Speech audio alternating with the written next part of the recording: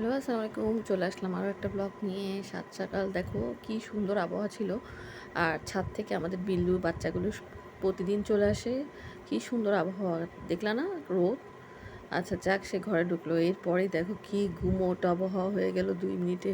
পুরো অন্ধকার, মানে এত মেঘ। মেঘগুলো দেখছি মানে ভেলায় ভাসছে, এরকম একটা অবস্থা। মানে চতুর্দিক থেকে মানে 2 মিনিটে কালো হয়ে যায় বলে না, ওরকম কালো হয়ে গিয়ে ঝরঝর করে বৃষ্টি নামলো। এত ঝড় বৃষ্টি হলো, এত বৃষ্টি হলো, কিন্তু গরম কমার নাম নাই। মানে এত একটা পরিবেশ খারাপ অবস্থা আর কি। তো এদিকে আমি বৃষ্টির ভিতরে দেখলাম গতকালে যে আমার ফুলটা দেখালাম, দেখো আমার গাছটা এখনও কিন্তু ফুলটা একদম অবিকল একই রকম রয়ে গেল। তা আমার এত সুন্দর লাগছিল। আর পাশের কড়িটাও কিন্তু ধরে গিয়েছিল, মানে কালকে ফুটবে ফুটবে অবস্থা, কিন্তু এটা একদম মানে তরতাজাই দেখাচ্ছে। গতকাল যেরকম দেখা গিয়েছে আজকেও ঠিক সেরকম দেখা যাচ্ছে। মানে জিনিসটা খুব অবাক লাগছে যে একটু নষ্ট হয়নি, যেরকম আছে সেরকমই। তা আমার আবারও খুব বেশি ভালো লাগছিল যে ফুলটা একদম মানে মনে হচ্ছে যেন খুশির খবরটা থেকেই যাবে, এরকম একটা ব্যাপার আর কি। তো আমি তাকিয়েই থাকলাম অনেকক্ষণ ধরে। আর কড়িটা দেখো কালকের মধ্যে হয়তো ফুটে যাবে। আর অপর যে ডালটা দেখালাম সেটাও আমি দেখাচ্ছি, মানে ওই ওই আরেকটা ডাল যেটা আছে 3টা কলি, তার মধ্যে কিন্তু ছোট্ট করে একটা ফুটেছে অলরেডি, মানে এক কলিতে। এদিকে এদিকে দিনে দিনে তো মামা বাড়ি থেকে এসে গেল। তো উনি বাড়ি থেকে যা যা আনলো, তাজা তাজা কচু শাক, গাছের গাব, তারপর হচ্ছে লেবু, আর ওদের গাছের মানে তাল, এই তালটা না খুব মিষ্টি টাইপের একটা তাল। মানে এত ঘ্রাণ, মানে বাসায় রেখে যখনই খুলেছে এত ঘ্রাণ বেরোচ্ছে বলার বাহিরে। তো এগুলো ছিল সেই গাব, আর সাথে কচু শাক আর লেবু। মানে ভালোই লাগছে, দেশীয় জিনিসপত্রগুলো দেখলে খুব ভালো লাগে।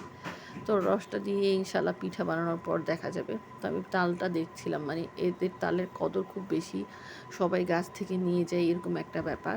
কারণ তালের দাম কিন্তু এখন খুব বেশ চড়া মূল্যে, প্রায় 180 টাকা 190 টাকা এই ধরনের তালগুলি বিক্রি করে। তো সেই হিসেবে কিন্তু একদম গাছ পাকা মানে নিয়ে এসেছে। আর এদিক দিয়ে সন্ধ্যাবেলা কী করছি এবার দেখো, ওর বাবার পায়ের উপর বসে আছে। ওর বাবা বললো যে আমার পায়ের উপর একটু হাঁটো। সে কি করছে দেখুন, সে দুষ্টুমির উপর দুষ্টুমি করছে, পা দিয়ে একবার পড়ে যাচ্ছে। তো ছোটোকালে না আমরাও এরকম করতাম। তা এখন আমারও যখন পা ব্যথা করে, আমি যখন ইবাদ হয় নাই তখন অন্য বাচ্চা, যেগুলো ছোটো বাচ্চা আমাদের বাসায় বেড়াতে আসতো নিচে ভাড়িয়ে, তাকে বলতাম যে একটু হাঁটো। এখন ওই কথাটাই মনে পড়ছে, নিজের বাচ্চাই করতে চাচ্ছে না।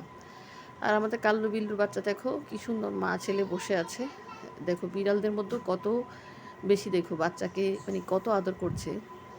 বাচ্চা যেদিকেই যাক না কেন, সে আমাদের ফ্রিজের পাশে ছোট্ট জায়গায় পা মোছার একটা কাপড়ের উপর শুয়ে আছে মা। আর বাচ্চা তো দেখলামই, মানে বসে বসে ওর মাকে আদর করছিল।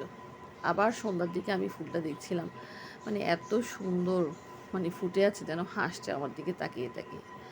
তো আজকের মেইন স্পেশাল একটা ডিশ খাচ্ছি, সেটা হচ্ছে দই দিয়ে, টক দই আম মাখিয়ে একদম ভালো মতো খাচ্ছি। যেহেতু প্রেগনেন্সির সময় এই খাবারটা নাকি খুবই ভালো। আর এই আমটা হচ্ছে ছোট, এখন লাঠি আম, এখন তো আমের সিজন নেই বললেই চলে, কিন্তু এই আমটা বেশ মিষ্টি। দই নিয়েও বসলাম, চিনি দিয়ে মাখিয়ে খেলাম, একটু হেলদি টাইপেরই। খাওয়ার পর আমার পেটটা একটু মানে ভরা ভরাই লাগছিল। বেশ মজা করে খেলাম আমি, একদম মাখানো ভাত, মানে একদম যেন মনে হচ্ছে পায়েস খাচ্ছি। অমৃত লাগলো, অমৃত লাগলো। এরপর তো আমাদের বিল্লু বাচ্চাগুলো বসে, আবার দেখি অ্যাশি বসে আছে আরেক বাচ্চাকে নিয়ে, মানে কাল্লু আর আরেক বাচ্চাকে নিয়ে। এত আদর, ওদের আদর দেখলে না খুব খুশি লাগে। তো আজকের ব্লগটা এখানেই শেষ করছি। মানে অবশ্যই আমার নতুন চ্যানেল হিসেবে সবাই আমার চ্যানেলটি সাবস্ক্রাইব করতে ভুলবেন না। কালকে আরও একটা ব্লগ নিয়ে আসবো। আজকের জন্য আল্লাহ হাফেজ।